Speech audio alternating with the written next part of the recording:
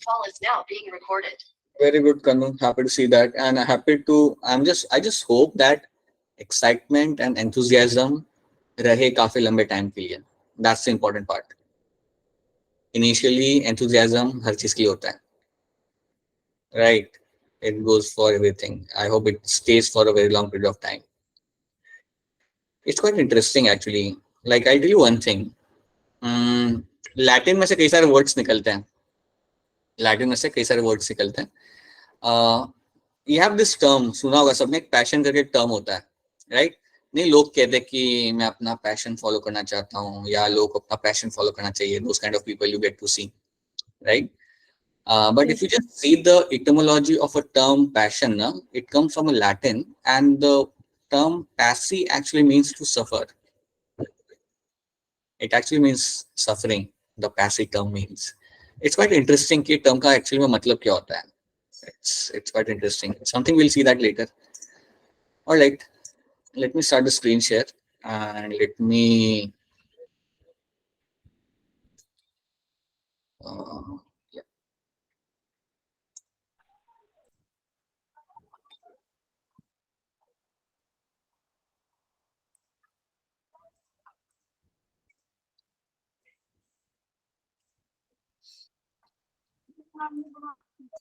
I hope all of you can see the screen right now. सबको यहाँ पे screen दिख रही है? Yes, sir. Yes, sir. Yes, All right, ठीक है. Let's quickly start some questions and let's jump on. Option A. Option A, sir. Option A, sir. Very good. Yes. Option A, sir.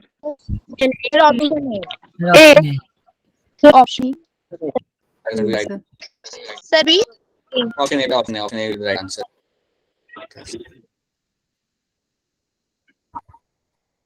Just wait a minute.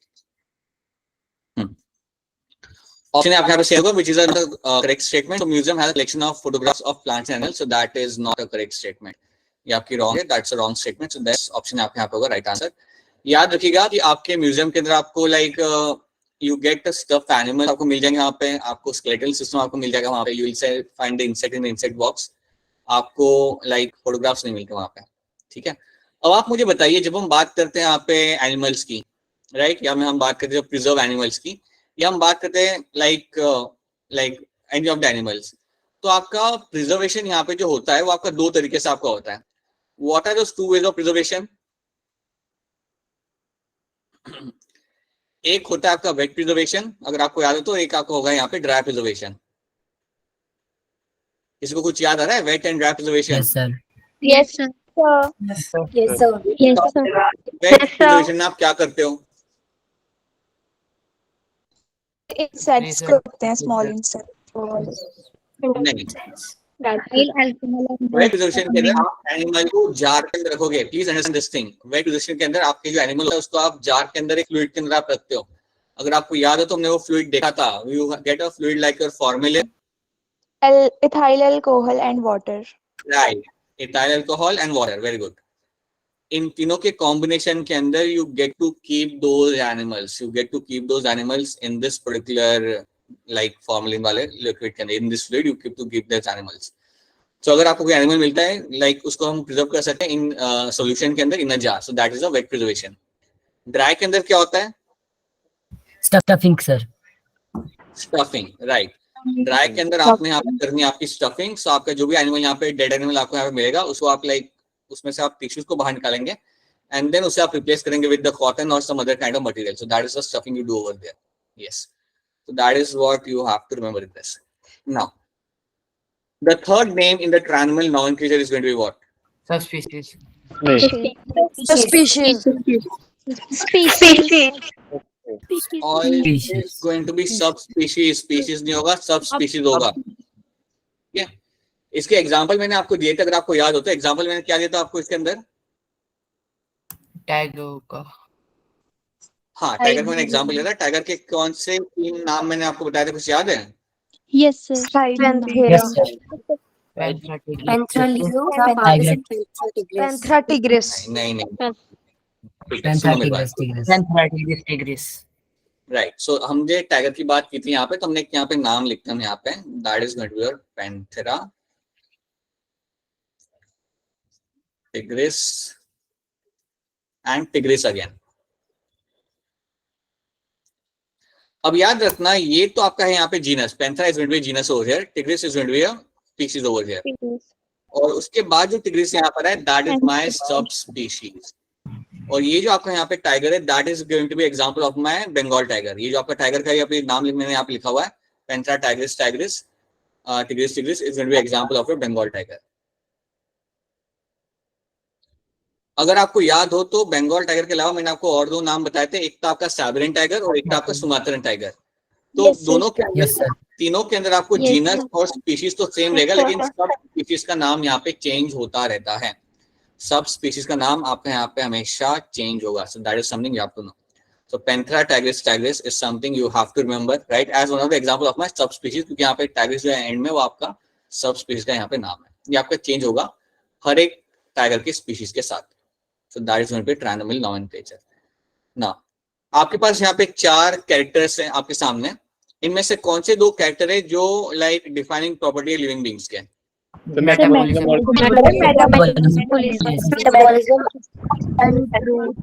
Right, एक तो ये है आपका और दूसरा है आपके यहाँ पे consciousness. Yes, these are the defining characters of all living beings without exception, right? Growth नहीं हो पाता क्योंकि ग्रोथ आपको इवन मिलती देखेंगे रॉक के अंदर, even the rock is going to show the growth. अब जब रॉक आप यहाँ पे कर रहा है, सो ग्रोथ कैसी है आपकी? What kind of growth is rock is showing? External, sir. External growth. It is going to be a, Extensive. ठीक है। उसी तरीके से अगर हम लोग यहाँ पे बात करें हमारे रिप्रोडक्शन की, तो रिप्रोडक्शन हर एक एनिमल शो नहीं कर सकता। तो कौन सा एनिमल रिप्रोडक्शन शो नहीं कर सकता है? Mule. Sir, mule. Bee and worker honeybee and Male and female, right? बिल्कुल सी आपका आंसर है, worker bee, mule and infertile male and female are the one which can not actually reproduce. तो ये आपका हर कोई कर नहीं सकता। But on the other hand consciousness metabolism is something shown by every living organism. I want to show that. So that's why ये दो आपके होते हैं like without a shadow of doubt, ये आपके होते हैं like characters, like true defining characters of the living organism. Along with that एक और होता है, वो एक और क्या होता है, किसको याद है? Mule. Cell organization. Cellular organization. Organization. organization. Right.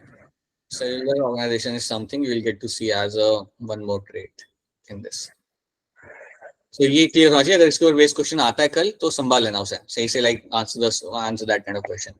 Now, Yes. you have a flower in front of you, and now this flower को लेके मैं यहाँ पे एक टर्म लिखूंगा, that is going to be your photoperiodism. क्या कोई बता सकता है इस टर्म का मतलब क्या हो सकता है यहाँ पे? ये सन से फोटोसिंथेसिस कर रहा है। Okay, now just let me see what is happening in the chat right now. अच्छा, please don't waste your time in the chatting random things. Assuming that आप लोग like again you are quite adult to understand this. अगर आपसे वो नहीं हो पा रहा, you are still dumping some random messages without looking at the like यहाँ पे क्या हो रहा है, then I might have to stop the chat box over there, right? वो मैं करना नहीं चाहता. Assuming that you are all grown ups, so please don't waste your time dumping random messages over there. ठीक है? Until कुछ काम का है तो ही करो और else मत करो. I hope it's clear to all of you. I hope all of you are smart enough to understand what I've just said. Okay. All right. So now over here, what you'll get to see that you have periodism. Now let's see what will be happening in this. यहाँ पे आपको मिलेगा देखने के लिए that you will find a light, and this light will have an influence. This light will have the influence. And this light will have an influence on what? Influence किसके ऊपर होगा? It will have an influence on your flowering. It will have an influence on your flowering. Flower. अब ये चीज को हम यहाँ पे समझते हैं कि यार ये लाइट का इन्फ्लुएंस यहाँ पे फ्लावरिंग के ऊपर कैसे इंपैक्ट कर रहा है. So now let's try to understand this thing very clearly. See, जब भी हम बात करते हैं यहाँ पे फोटोपीरियोडिज्म की, याद रखना आपकी जो लाइट है it will have a impact on the flowering. कैसे? आप ये बात याद रखो कि आपके जो प्लांट्स होते हैं उनको लाइक सर्टेन लाइट का ड्यूरेशन चाहिए होता है for the flowering. So for example there are some plants which are called as my long day plants, कुछ आपके प्लांट्स होते हैं which are called as your long day plants, और जो लॉन्ग डे प्लांट्स आपके होंगे इनको चाहिए होता है longer duration of day length, and तब इनके अंदर आपको फ्लावरिंग देखने के लिए आपको मिलेगी. सो फॉर एग्जांपल मेनली आपके जितने भी समर में जो आपके प्लांट्स ग्रो करते हैं या फ्लावर करते हैं, they are my long day plants. इनको एक लॉन्ग ड्यूरेशन ऑफ लाइट चाहिए होता है and that is going to impact the flowering, तब उनके अंदर फ्लावरिंग होगा. उसी तरीके से शॉर्ट डे प्लांट्स होंगे. तो शॉर्ट डे प्लांट्स आपके हिसाब से कौन से मंथ में ग्रो करते होंगे? विंटर. विंटर में sir winter. So winter months के अंदर flower basically, yes, what you do is that you will have some flowers and they will bloom only in the winter months, क्योंकि उन्हें चाहिए short day of length, उन्हें short day light duration वहाँ पे चाहिए होगा. So please ध्यान रखना, you'll have a long day plants, you'll have a short day plants, and light का यहाँ पे duration यहाँ पे बड़ा matter करता है. So you'll find the duration of light is going to matter a lot over here. So याद रखना light duration will have an influence on the flowering. And that is called as my photoperiodism. तो photoperiodism में आपको इतना याद रखना है कि आपके लाइट का इन्फ्लुएंस आता है आपके फ्लावरिंग के ऊपर, and that is why you will find कि आपका फ्लावरिंग होगा. So this is something you have to remember. So that is going to be your photoperiodism. ठीक है? So that is my long day plant and that is your short day plant. So इतनी चीज आपको इसके अंदर याद रखनी है. सिंपल है. बेसिकली आपको ये टर्म याद रखना है, because this terms becomes an example of my consciousness. मेरे plants भी conscious होते हैं environment को लेके, and light एक one of the stimulus है. Along with that you have a temperature, water also the stimulus, but ये आपको याद रखना है. So that's one thing you have to know. Now this is the passage over here from the NCERT. मैं बस चाहता हूँ कि आप इतना याद रखें कि अभी तक कितनी स्पीशीज आपकी डिस्कवर की गई है. That is around 1.7 to 1.8 billion. इतनी नंबर ऑफ स्पीशीज फिलहाल अभी आपकी डिस्कवर्ड हुई है, एंड बायोडाइवर्सिटी आपकी इससे भी काफी ज्यादा है, बट फिलहाल आपकी इतनी डिस्कवर्ड हुई है यहाँ पे. So this is something you have to remember. Now after that you have this question number 51. Identify the correct sequence of taxonomic category. कौन सा सीक्वेंस यहाँ पे ज्यादा करेक्ट है? Sir D option. Option D sir option D. D And D over here becomes the right answer. Yes, you will find species, genus, order, phylum happens to become a correct sequence over here. ये आपको यहाँ पे correct sequence आपको बन जाता है. So that is one thing you have to know. This is going to be a correct sequence. Comparatively, it's a better sequence compared to other all sequence over here. ये question आपको ध्यान से देखे करना पड़ेगा.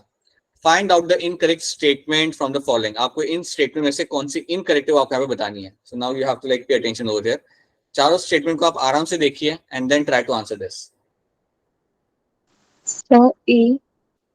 So D. Sir option D sir option A. Sir D sir D. A sir D ठीक है चलो ऑप्शन डी यहाँ पे देखते हैं. Notochord and ventral hollow neural system, that is your nerve cord. That is simply means your nerve cord. Nerve cord भी हम कह सकते हैं या न्यूरल कॉर्ड भी आपसे कह सकते हो. Are common features of phylum Chordata. ये सही स्टेटमेंट है. कॉर्डेटा के अंदर आपको नर्व कॉर्ड भी मिलती है और आपको नोटोकॉर्ड भी आपको मिलती है देखने के लिए. या अगर आपको याद हो तो न्यूरल सिस्टम जो आपका होता है, न्यूरल कॉर्ड जो आपकी होती है, आपको अगर याद हो तो मैं बताया था आपकी जो न्यूरल कॉर्ड रहेगी यहाँ पे, that neural cord is going to convert into your brain and spinal cord future में. और नोटोकॉर्ड किस में कन्वर्ट होता है? किसको याद है नोटोकॉर्ड किस में कन्वर्ट हो जाता? Vertebrata, right. इसमें ये कन्वर्ट हो रहा है. तो इतना आपको यहाँ पे याद रखना है कि कौन किस में यहाँ पे कन्वर्ट हो रहा है, right. And that is a true statement. ये स्टेटमेंट आपके यहाँ पे सही हो जाएगा. स्टेटमेंट सी भी आपके यहाँ पे सही है. Taxonomic studies are useful in agriculture, forestry and industry. ये बात भी आपकी सही है. बिल्कुल उनका एडवांटेज होता है इन सारी इंडस्ट्री के अंदर. ये हम देख चुके हैं ऑलरेडी क्लास के अंदर. Genus comprises of group of related species. ये बात भी आपके यहाँ पे सही है. That is also going to be true. And option A आपका यहाँ पे है closely related species differ in morphological features. ये गलत है. That's a wrong statement. अगर आपकी स्पीशीज क्लोजली रिलेटेड है तो उनके मॉर्फोलॉजिकल फीचर्स बहुत अलग नहीं होंगे, काफी सिमिलर होंगे यहाँ पे. They will be very much similar over here. So that is why you will find option A over here becomes the right answer. So basically option A here comes as a right answer in this.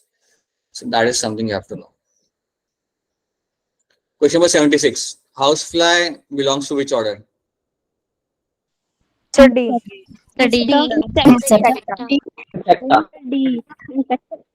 Insecta. बेटा यहाँ पे ये class है. Insecta is a class actually. Parameterize the order for Prime. ये नहीं आएगा, ये आप तेरा Sir B. सर डिप्टेरा सारे ऑप्शन मिल गया, अब आप आ रहे हो आंसर के ऊपर नाउ, या ओनली वन ऑप्शन रिमेनिंग। तो Diptera is something which will write answer over here. अब एक चीज याद रखना, इसका चार्ट बना के रखा हुआ उन लोगों ने, एनसीईआरटी में इसका चार्ट बना के रखा हुआ है, तो चार्ट एक बार देख जाओ, please go through the chart, because उसके अंदर ये सब मेंशन किया हुआ है, तो वो चार्ट पढ़ के ही आना। So diptera is something which becomes your like over here the order of your house flats, that's going to be the order of your house flats, that's something you have to know. So that's a true statement. Zoological park is a place where, zoological park आपकी place में जाकर आपको क्या देखने को मिलेगा?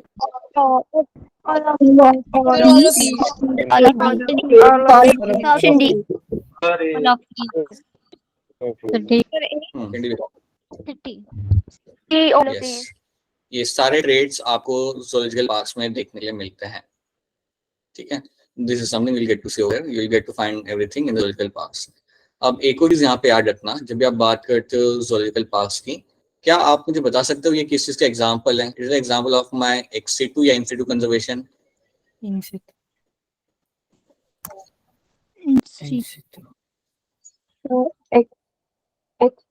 Sir exit sure आप लोग सर लाइक काफी बोल रहे हो। इन Situ It is an example of my ex situ conservation garden. This is going to be example of my ex situ conservation. That is going to be your zoo, even your botanical garden. अब आप मुझे बताइए, कोई भी आप मुझे एक example देके बताइए कि यार इनका एडवांटेज होता क्या है? What is the advantage of like such zoological parks other than ये सब के अलावा इनका एक मेन एडवांटेज यहाँ पे क्या होता है?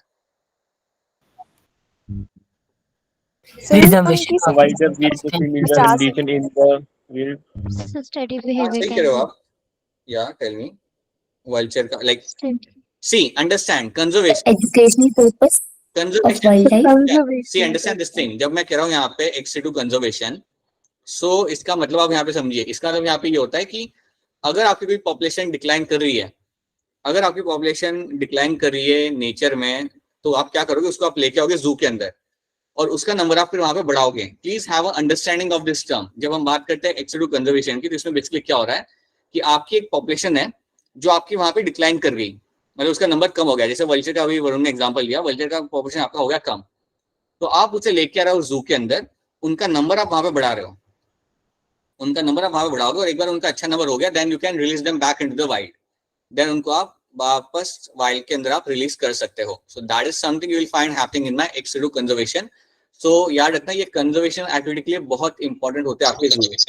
अगर कोई भी पॉपुलेशन डिक्लाइन कर रहा है, चाहे वो राइनोसोरस हो या कोई दूसरा एनिमल है, तो आप उसे जू में लाके उसका नंबर बढ़ा सकते हो। That is my ex situ conservation, ठीक है। So this is something you have to remember always.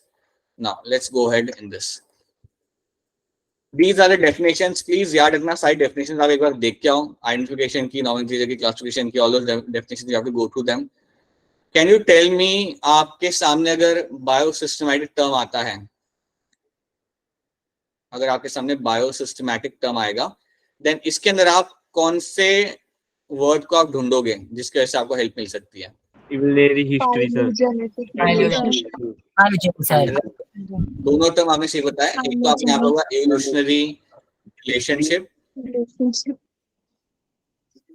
Phylogeny. And second is going to be phylogeny.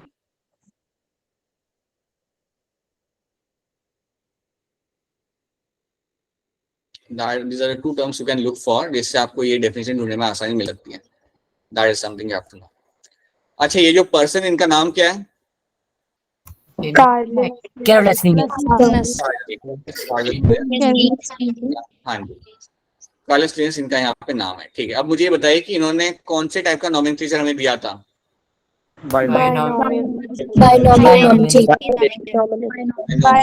Nomenclature, ठीक है। So that is something you will get to see. Yes, so that's one thing you will find coming from this particular person, ठीक है। उसके अलावा अगर मैं आपसे पूछूं इन टर्म्स ऑफ चैप्टर 2, इन्होंने कौन सा सिस्टम ऑफ क्लासिफिकेशन दिया था? System.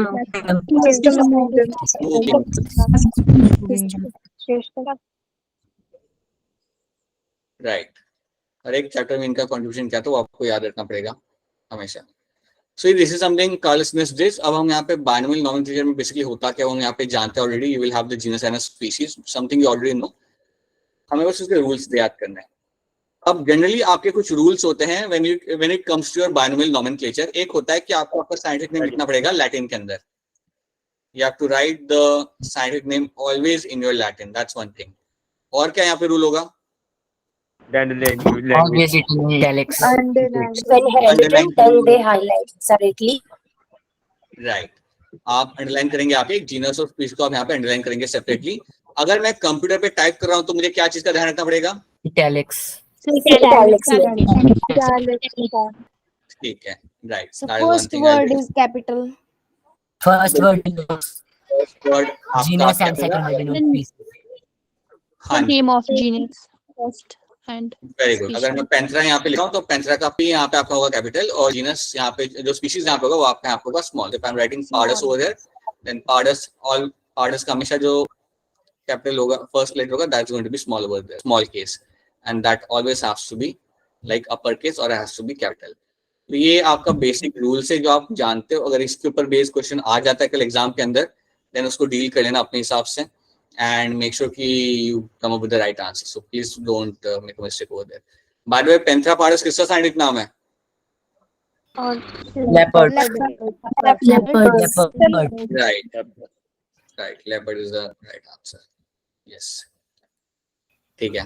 ये आपके सामने leopard है और इसका नाम होगा आपका Panthera pardus. किसको लायन का नाम याद है? लायन का नाम क्या था? Panthera leo.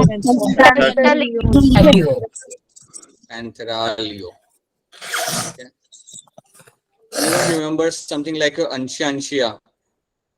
Yes. Yes, sir. Yes, sir. Snow leopard. क्या था? Right. That was Snow very good. leopard. Small leopard है. Snow leopard. Leopard. Right. Great. All right. So now you have this question in front of you. Again, ये question आपने एक बार देखा होगा कभी ना कभी. So look at this question. Sir, C. So C option. Right. she. Right. For option C. Yes. Option C over here will be right answer. Biological name can be written in any language. ये आपका statement आपका यहाँ पे गलत है. Biological name आप कोई भी language आप लिख नहीं सकते. It has to be always written in the Latin language. So ये आपको हो जाता है यहाँ पे wrong answer. That is a right answer. Wrong statement. So yes, that is going to be a right answer in this. Basic rate आपका या smallest taxon in a taxonomy आपका यहाँ पे कौन सा होगा? Option A.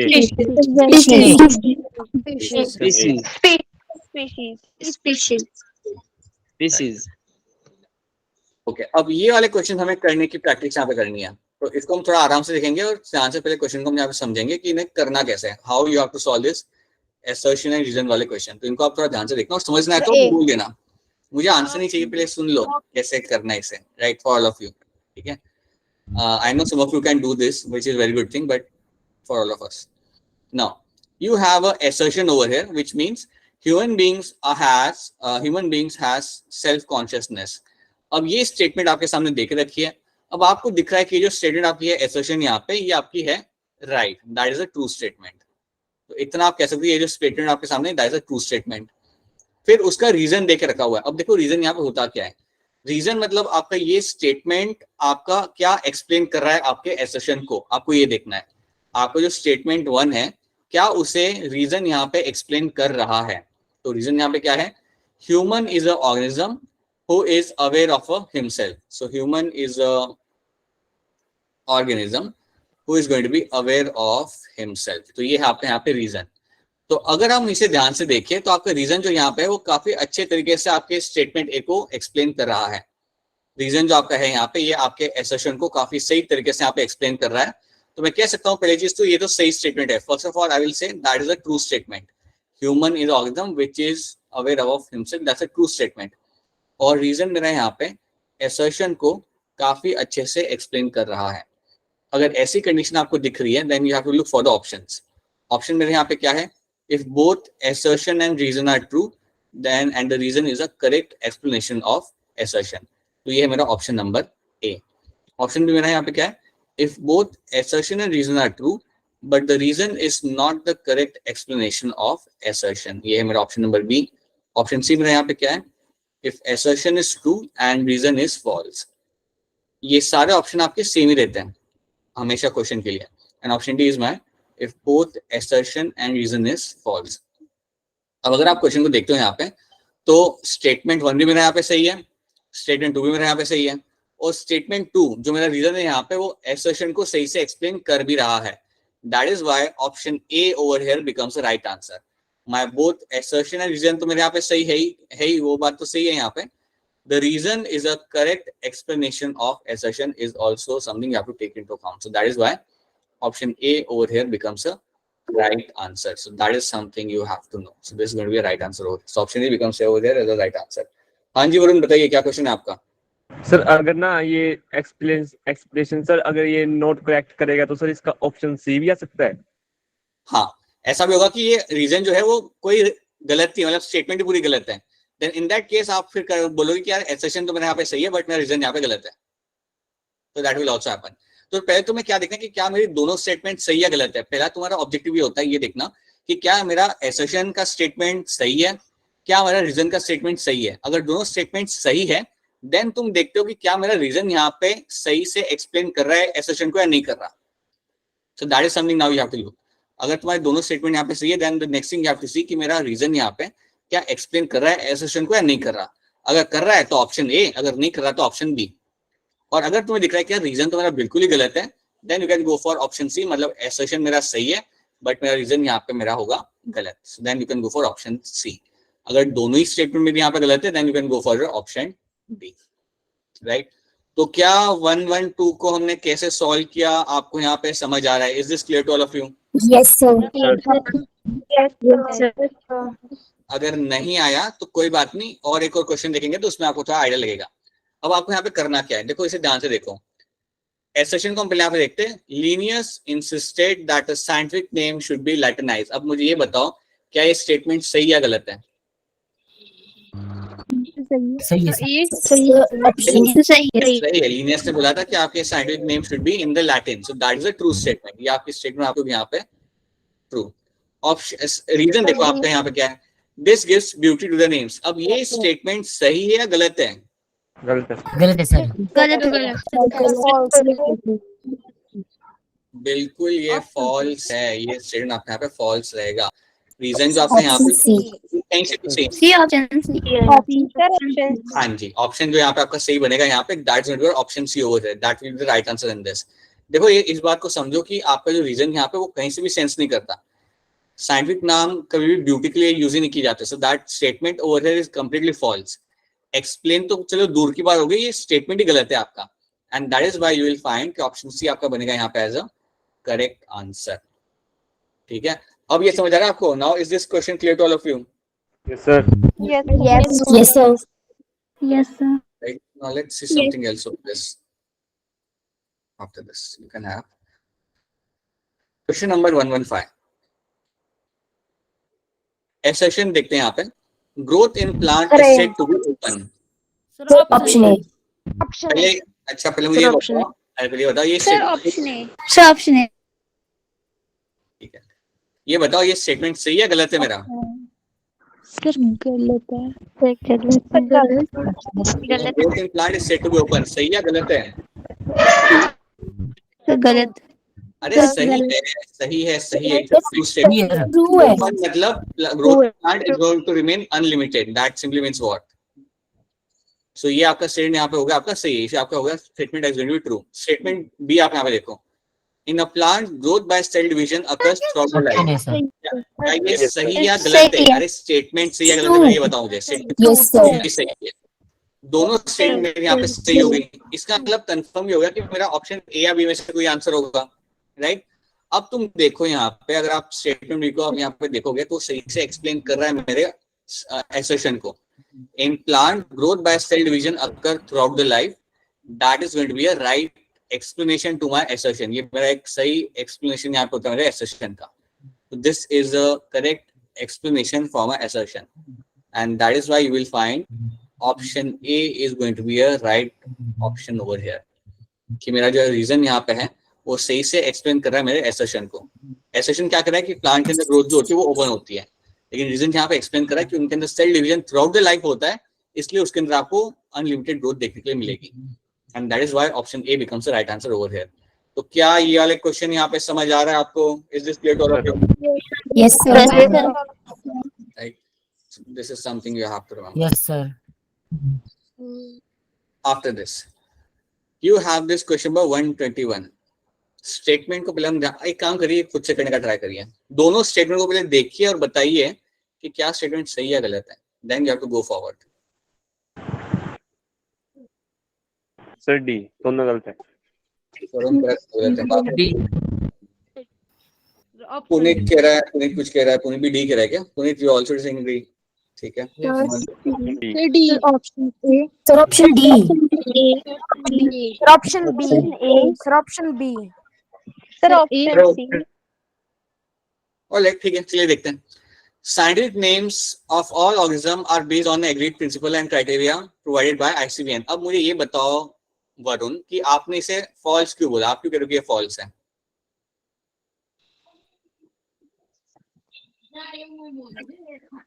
अरे क्या हो गया? आपका बात सही है ना, आप बताओ कि फॉल्स है क्यों? Because they are for plants. Exactly, they are for plants.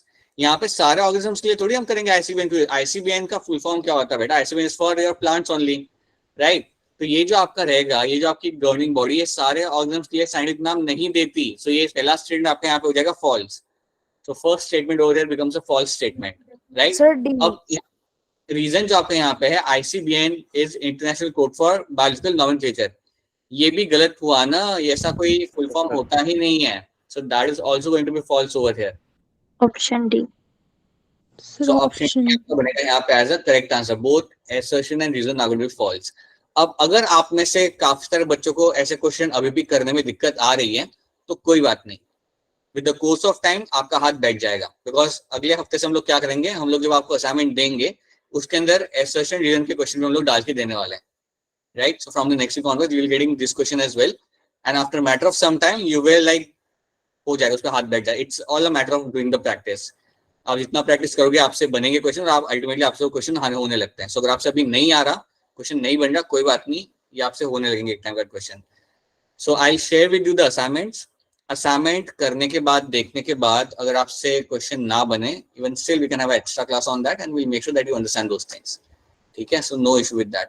But I am assuming कि अभी तक जो हमने 4 क्वेश्चन किए वो आपको यहाँ पे समझ आ रहे हैं. I hope this 4 question are clear to all of you. Yes, sir. Yes, sir. Yes sir sir आप Yes, sir. सर थोड़ा यस सर अरे कुछ कह रहा है वरुण. हाँ बेटा बोलो. वरुण या कोई कुछ कह रहा था, बताइए. पीछे ना सर,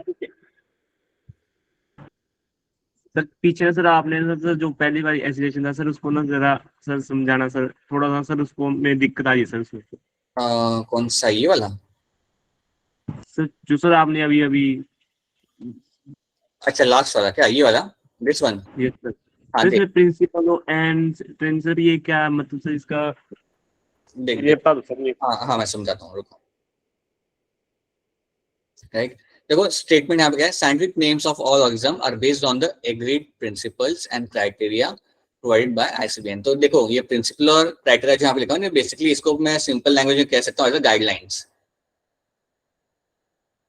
ये आपकी गाइडलाइंस. तो यहाँ पे स्टेटमेंट आपका यहाँ पे क्या कह रहा है कि जितने भी ऑर्गेनिजम्स होते हैं उनकी गाइडलाइंस प्रोवाइड कौन करता है? आपका आईसीबीएन.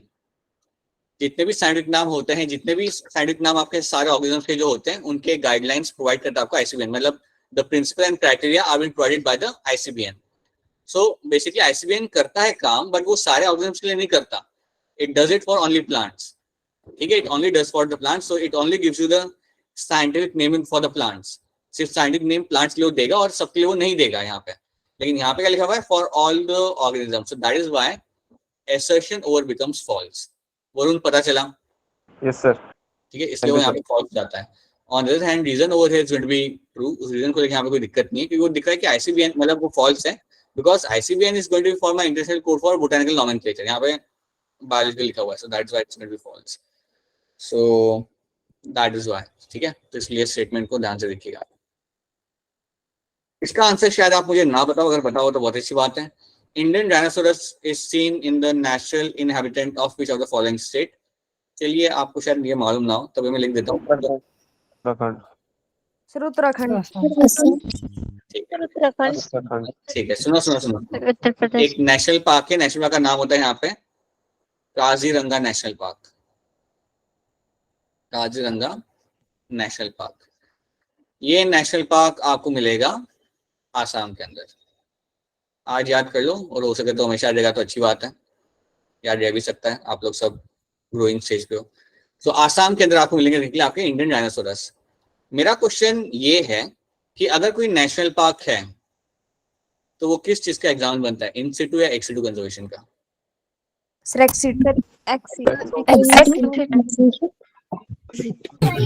रॉन्ग। नेशनल पार्क होगा, सेंचुरी होगा, या फिर आपका बायोस्फीयर रिजर्व होगा। ये सारे मेरे एग्जाम्पल बनेंगे of my in situ conservation. They are all going to be the example of your in situ conservation.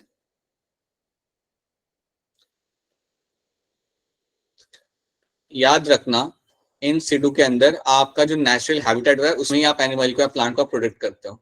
If a plant और animal is protected in its natural habitat, then that becomes example of my in situ conservation. याद रखना, ये भूलना मत, इसमें गड़बड़ मत करा करो। नेशनल पार्क हो गया, वाइल्ड लाइफ सेंचुरी हो गई, बायोस्फीयर रिजर्व हो गया, इन सबको आप कंजर्व करोगे in their natural habitat and that becomes example of your in situ conservation. ये आपका इन सिटू कंजर्वेशन का आपका यहाँ पे एग्जांपल बन जाता है। तो ये मिस आउट मत करना। एक सिटू के अंदर क्या आएगा आपका? Botanical garden, zoological parks are my, please इनको आप मिक्स ना करिए, right? These are going to be important terms. Question number 1 का यहाँ पे क्या आंसर हो सकता है? यहाँ पे as we go from So option A will decrease. Option A Will decrease. अगर आप राइट, अगर आप स्पीशीज से अगर आप किंगडम की तरफ आप जा रहे हो, then you will find the number of common character are going to decrease.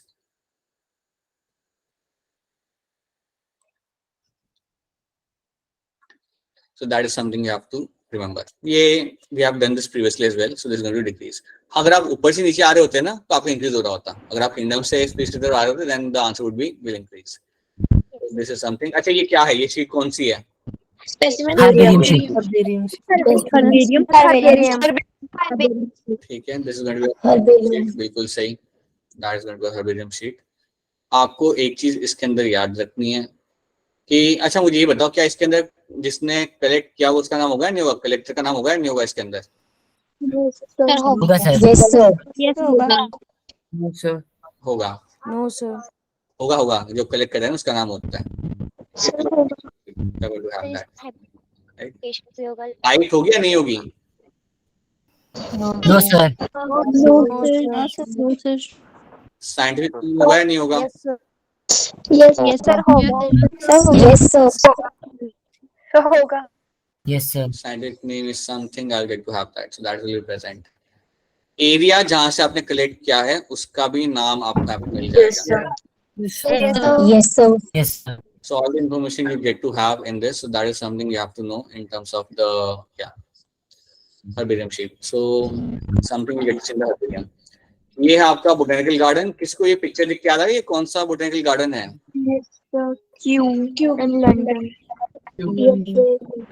London. ये भी नाम है बोटेनिकल गार्डन के, इनसाइड में सारे याद करके आना कल। टेक्नोलॉजी की हम लोग देख चुके थे, अगर आपको याद हो तो हमने फ्रॉक को आइडेंटिफाई किया था। हमने हमारे फ्रॉक को, ग्रीन कलर के फ्रॉक को आइडेंटिफाई किया था यूजिंग द टेक्नोलॉजिकल की, वो हमने ऑलरेडी हम लोग कर चुके हैं। इसके अंदर आपको लेके देख लीजिए 2 statements. You get to see every page can have 2 statements. इन स्टेटमेंट्स को हम इवन कह सकते हैं एज अ contrasting characters.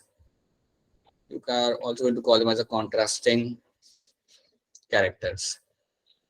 आप मुझे ये बताइए कि ये जो 2 स्टेटमेंट्स आपको मिलते हैं एक की के अंदर, उनके लिए हम नाम यूज करते हैं। एक टर्म हम यहाँ पे यूज करते हैं, वो टर्म यहाँ पे क्या होता है? Lead sir. अगर दोनों स्टेटमेंट साथ में हैं तो उनको हम टर्म यूज करते हैं as a couplet, right? 2 statements over there are called as my couplet, and each statement is called as a lead. Each statement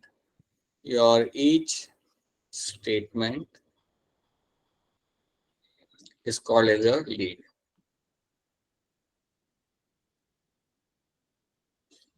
ठीक है, तो ये बात याद रखना। सो जब आपकी हर एक स्टेटमेंट को हम यहाँ पे लीड बोलेंगे और दोनों स्टेटमेंट को एक साथ हम बोलते हैं यहाँ पे कपलेट। और आपका हमेशा यहाँ पे रूल ये होता है दैट आप एक स्टेटमेंट को आप करोगे accept, one statement will be accepted over here and other will be Rejected. Rejected.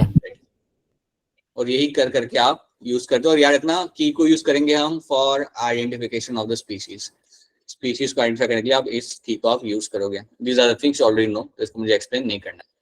Now definition, please ये डेफिनेशन याद रखना, इसके अंदर लोगों ने बहुत गलतियां की थी फ्यूचर में, पास्ट में। फ्लोरा के अंदर यहाँ पे क्या होता है, फ्लोरा बेसिकली मींस आपका एक ऐसी बुक है जिसके अंदर आपको एक पर्टिकुलर एरिया के प्लांट्स की इंफॉर्मेशन आपको मिल जाएगी, right. So it describes the habitat of a plants in a given area. It also takes into account the distribution of plants in a particular area. That means अगर मैं आपको देता हूँ flora of your Stirmore district, so that means उस district के जितने भी आपको plants होंगे उसकी information आपको इसके अंदर मिल जाएगी along with the habitat, कि वहाँ पे habitat कैसा है। तो उस एरिया की सारी information आपको मिलेगी flora के अंदर। तो याद रखना flora is specially only for the plants. This guide book is only for the plant. ये आपकी बुक सिर्फ plants के लिए होती है, एक पर्टिकुलर एरिया के प्लांट्स के लिए। वहां पे जितने भी प्लांट्स हैं सबका इंफॉर्मेशन आपको इसके अंदर मिल जाएगा। Then you have the manuals. Manual की जब आप बात करते हो तो याद रखना बेसिकली इसके अंदर आपको मिलेगी information of all the species in a particular area. अगर मैं आज कहता हूँ कि पुनीत ये लो manual of Kangra, then that means that book will have information of all the species, animals हो, प्लांट्स हो, कुछ और आपके स्पीशीज हो, सबकी इंफॉर्मेशन उस बुक के अंदर आपको मिलेगी। And that can be used for identification of species as well. और उस मैनुअल को यूज करके आप उन स्पीशीज को आप आइडेंटिफाई भी आप कर सकते हो। So provide information on identification of a species of a given area. एक पर्टिकुलर एरिया के जितने भी स्पीशीज होंगे उनको आइडेंटिफाई करने के लिए आप मैनुअल को यूज कर सकते हो। तो डिफरेंस यहाँ पे याद रखना, फ्लोरा में तो सिर्फ प्लांट्स की बात होती है ऑफ अ पर्टिकुलर एरिया, यहाँ पे आप सारी स्पीशीज आप यहाँ पे आ सकती है एक एरिया की। And then you have a monograph. इसको मोनोग्राफ याद है, इसमें क्या होता था? Information of any one taxon. Right Puneet, that's true. एक पर्टिकुलर टेक्सॉन, यस, एक पर्टिकुलर टेक्सॉन की इंफॉर्मेशन यहाँ पे होती है, बस एक स्पेसिफिक टेक्सॉन की इंफॉर्मेशन आपको मिलेगी यहाँ पे देखने के लिए, right. So that is something you have to know. So you have information of a specific taxon. इसका एग्जांपल मैं यहाँ पे देता हूँ मैं आपको। For example you have let's say class, हाँ समझो मैं आपको एक मोनोग्राफ देता हूँ ऑफ योर क्लास मैमल्स। तो उसमें मैमल्स के बारे में सारी इंफॉर्मेशन आपकी होगी, लाइक यू विल हैव उनका खाना क्या होता है, उनका बिहेवियर क्या होता है, रिप्रोडक्शन कब होता है, कहाँ मिलते हैं, सारी इंफॉर्मेशन आपको मिलेगी। सो that is a specific tax on. ये आपका टेक्सॉन है और इस टेक्सॉन का अगर मैं आपके हाथ में एक मोनोग्राफ देता हूँ then you will have all information of that particular tax on.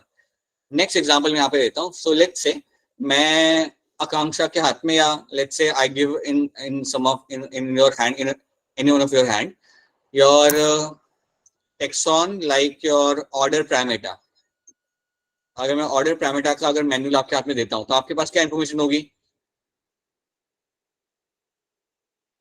बताओ। अगर ऑर्डर प्राइमेटा क्या, अगर मैं एक मोनोग्राफ अगर आपके हाथ में देता हूं मैं, तो मुझे बताइए आपके पास कौन से एनिमल्स की यहाँ पे इंफॉर्मेशन आपके पास होगी?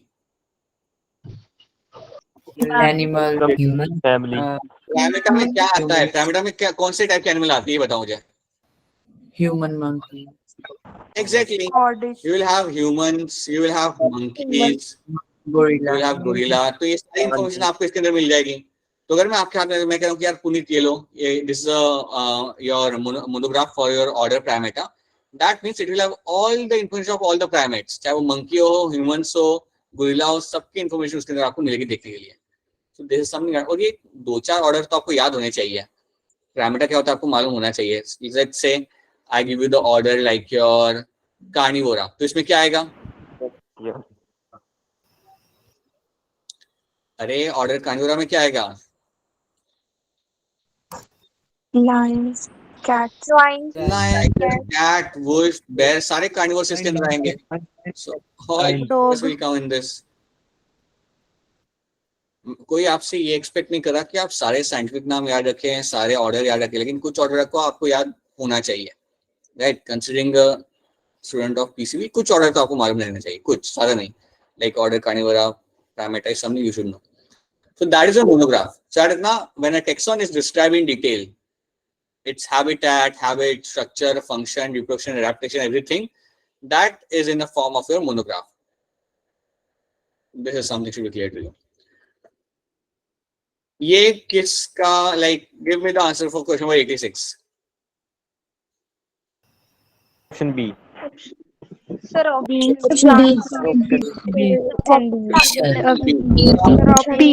Plants. Flora मतलब हमेशा plants, Baba, always plants. So option B over here is going to be right answer. ठीक है? So plants of a given area is something you'll get to see. Question number 87. Anyone taxon. Anyone taxon. Option. That's the right answer. Yes. Manual. ध्यान से करना. Manual. Sir, D. Option D. Option D. And distribution of some animals in a given area. Definition of names of species of found area. यहाँ पे एक particular animals की बात देखो. Manual के अंदर याद रखना, हम यहाँ पे कोई स्पेसिफिक प्लांट्स एनिमल की बात नहीं करते हैं. यहाँ पे जनरली स्पीशीज की बात कर रहे होते हैं. राइट, यहाँ पे एक पर्टिकुलर एनिमल या प्लांट की बात नहीं कर रहे होते मैनुअल के अंदर. यहाँ पे अगर मैं आपके हाथ में दे रहा हूँ ना manual of let's say Nahan district, right, then you should understand कि इसके अंदर सारी स्पीशीज आएंगे, इसमें कोई प्लांट्स और एनिमल्स को हम यहाँ पे कैटेगराइज नहीं करते हैं. तो that is why identification of name species found in area, ये आपका यहाँ पे एक सही स्टेटमेंट बनता है कंपैरेटिवली, क्योंकि बाकी स्टेटमेंट के अंदर वो लोग या फिर एनिमल की बात करें या फिर प्लांट की बात कर रहे हैं. नहीं, यहाँ पे आप कोई एनिमल या प्लांट की बात नहीं करते, यहाँ पे सारी स्पीशीज आपके यहाँ पे आती है ऑफ दैट पर्टिकुलर एरिया. ठीक है सर, फिर से एक्सप्लेन करना है इसको. देखो, लेट्स से मैनुअल की मैं बात कर रहा हूँ. मैं कहता हूँ कि आपको आपके हाथ में एक मैनुअल लेता हूँ, राइट, और वो है मैनुअल ऑफ चंबा डिस्ट्रिक्ट. ठीक है, तो उसमें होगा क्या, उसके अंदर ऐसा नहीं है कि सिर्फ एनिमल्स होंगे या ऐसा नहीं कि उसके अंदर सिर्फ प्लांट्स होंगे. उसमें एनिमल्स, प्लांट्स, फंजाई, एल्गे, सबका इंफॉर्मेशन होगा. और उसे यूज करके आप उस मैनुअल को यूज करके आप आइडेंटिफाई भी कर सकते हो उन स्पीशीज को. Using that manual you can actually go out there और चंबा के प्लांट्स या एनिमल्स को आप आइडेंटिफाई कर सकते हो. तो मैनुअल के अंदर आप एक स्पेसिफिक एनिमल या प्लांट की बात नहीं कर रहे होते, इसमें सब कुछ आता है. ठीक है, इसलिए on the basis of that statement C यहाँ पे होगा as a correct answer. Identification of the names of species found in area, क्योंकि आप मैनुअल को यूज करके आप स्पीशीज को भी आइडेंटिफाई कर सकते हो. तो this is why option C over here becomes the right answer. समझ आया ये वाला part? Is this clear to all of you now? Yes, sir. Yes, sir. तो अगर ऐसा कोई भी क्वेश्चन आ जाएगा तो please deal with them. So these are the kind of question we have done and these are the kind of question you have to know. So yeah that's it in terms of revision आज के लिए. अब कल के test के लिए आज आप ऑलरेडी टोल्ड यू कुछ गाइडलाइंस फॉलो करिएगा. Make sure I would recommend कि बायो को थोड़ा जल्दी कर लेना. कंपैरेटिवली 30 क्वेश्चंस करने में आपको मैक्स 35-40 मिनट्स लगने चाहिए, not more than that. And spend more time on physics and chemistry, क्योंकि वहां पे कई बार अगर आपका स्कोर काफी कम हो जाता है देन आपका स्कोर बहुत ओवरऑल कम हो जाता है and that's not a good thing. See let me tell you one thing very clearly in terms of कल का test, in terms of NEET exam. आप जब नीट का एग्जाम देने के लिए जाएंगे